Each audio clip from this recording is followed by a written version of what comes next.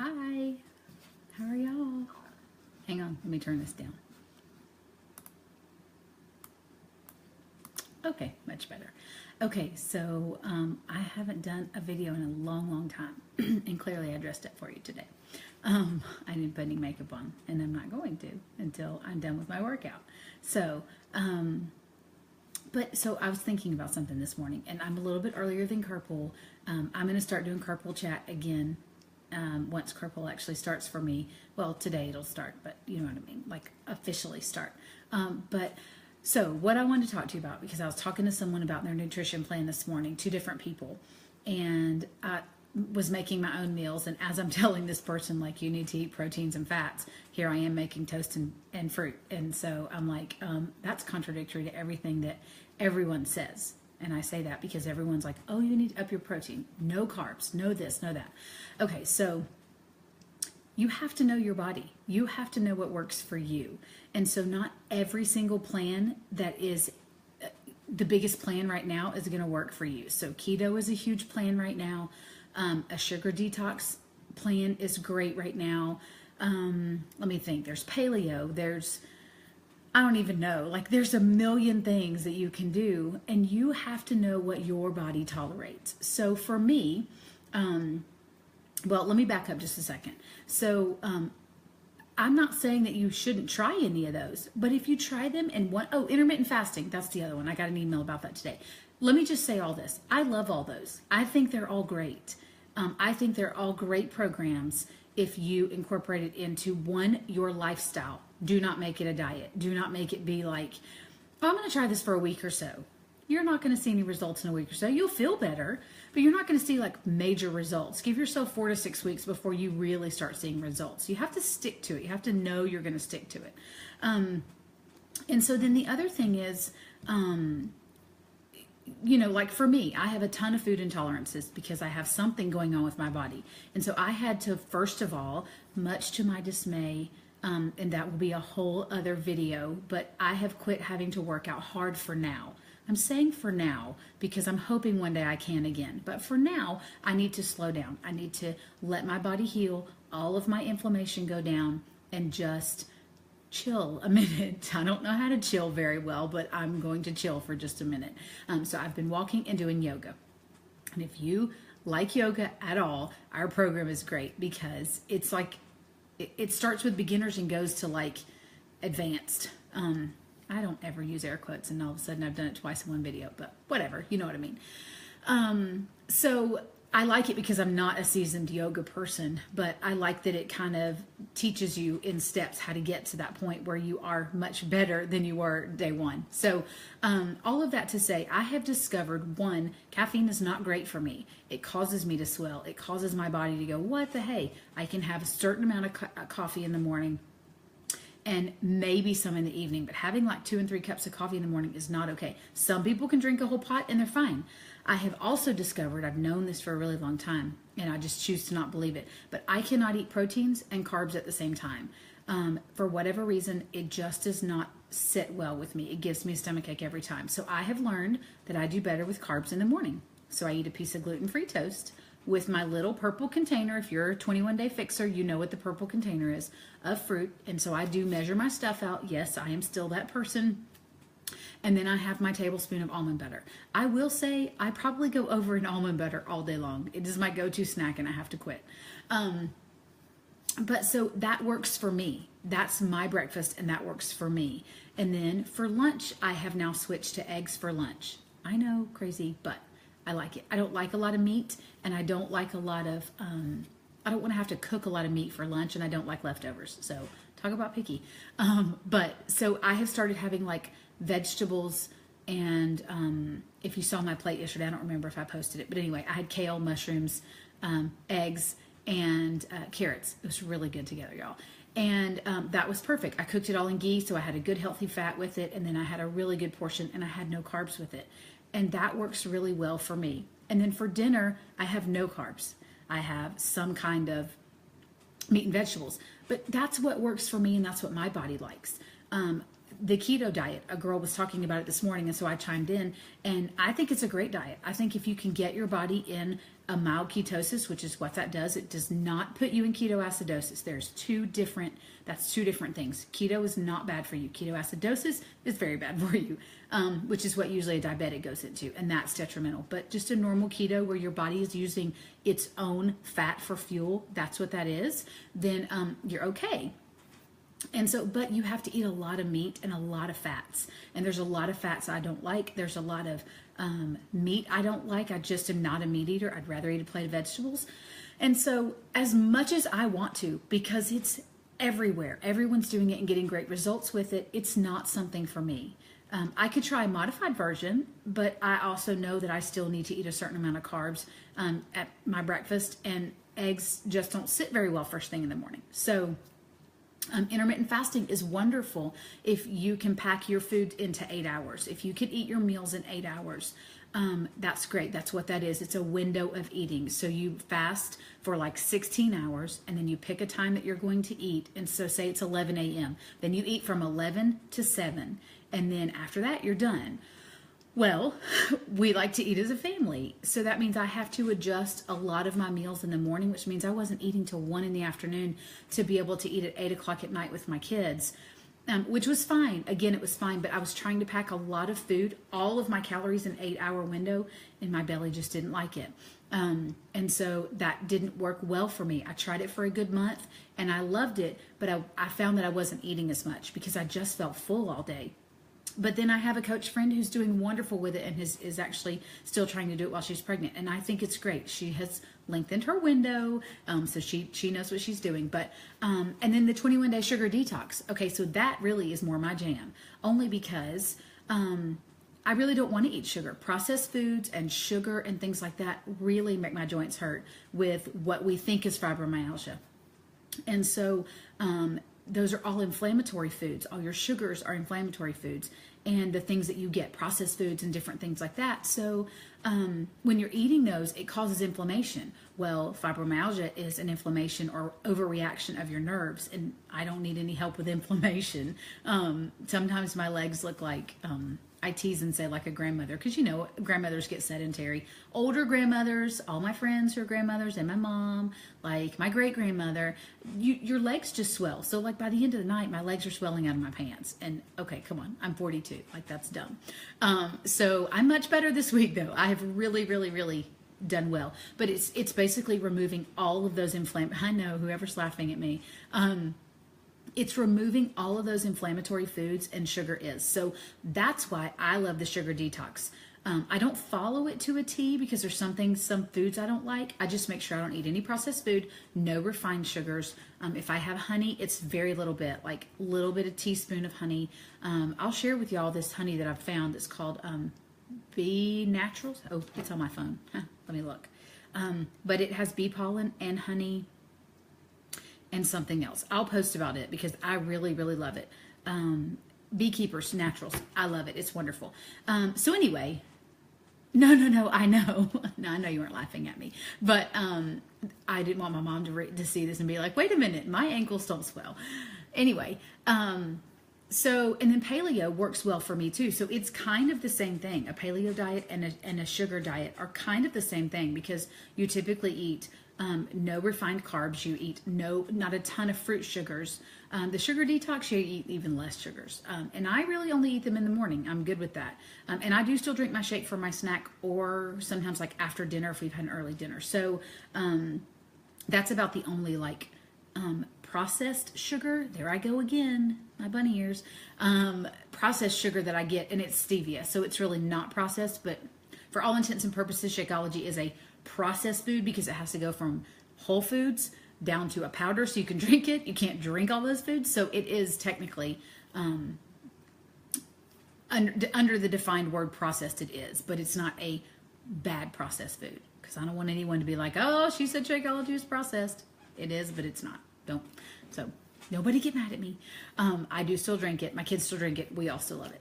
Anyway, so there's all these different things. Like you're going to see, yeah, it's dumb. Like I don't even like the fact that mine are propped up right now too, Jennifer, on my desk, because if they hang down too long, they swell. And it really has to do with your foods. I have literally cut out every grain. Grains are huge inflammatory foods. So every grain, including cross-contamination grains. So like you can be gluten-free and then you can eat oats, but if those oats have touched somewhere that might have gluten or another intolerant that you may have, not to say that you are, I'm just in general, then it can have a cross-contamination and you can have a reaction to that. So like my Shakeology has oat flour, so I have to, oat protein, sorry, I have to have a smaller amount than others, than like the normal dose.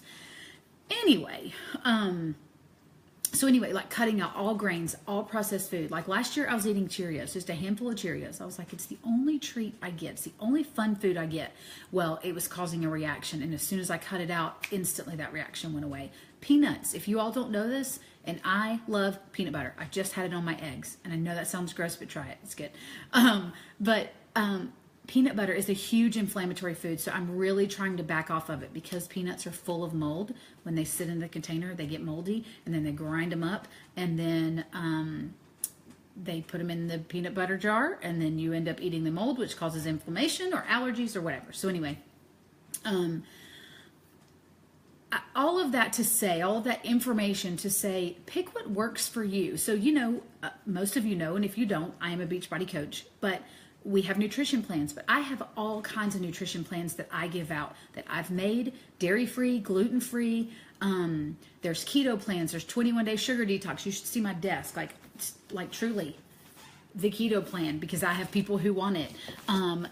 The 21-day sugar detox, because I have a group that's a 21-day, 5-day, and then I try to convert it to 21 days. I have a paleo book. Like, I love to learn about all this stuff because I can't tell everybody what works for me works for you, and vice versa. I can't tell one client this is going to work for you and it's going to work for my next client, because your schedules may be different, your home life, what you cook for your family. So everything has to be conducive for you, your body, and your life. And so sometimes when you see things on the internet or the TV or whatever, and you're like, oh, everybody's doing the keto diet, or everybody's doing this, or everybody at one time was doing the 21-day fix. But some people are like, containers are not my jam. They're not mine either. Let me just be honest and put that out there. I don't use my containers. I only use what I'm going to overeat. Fruit you can overeat, which causes a lot of sugar.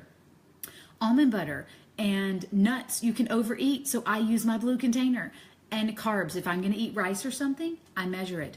I don't measure meat, and I don't measure vegetables. You're not going to typically overeat those. If it's a lean piece of meat, so you have a little bit more at dinner, you probably didn't have as much at lunch. So I know it's sacrilegious. Nobody call the Beachbody police on me. But I don't love my containers for that reason, because there's certain things I know I'll overeat and certain things I don't. But I don't have time, because I make everyone's meal in this house 100 times a day, and my kids don't use the containers. My husband feels like he's starving, even though he's not. And I just don't have time to measure everybody's out. So I measure what we will overeat, and then the rest I don't use.